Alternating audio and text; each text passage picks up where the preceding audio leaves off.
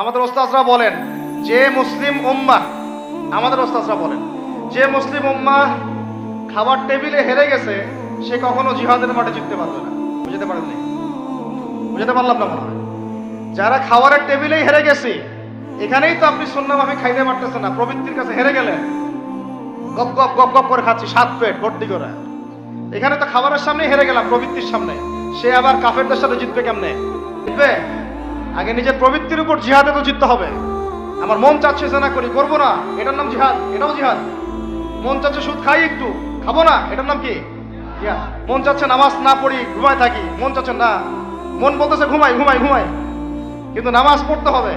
এই যে উঠলাম, ওযু করলাম, গেলাম, এর নাম কি? এটার এক প্রকার কি?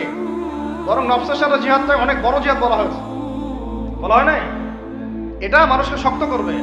আল্লাহ পাক আমাদেরকে নফস শক্ত করার তৌফিক দান করেন।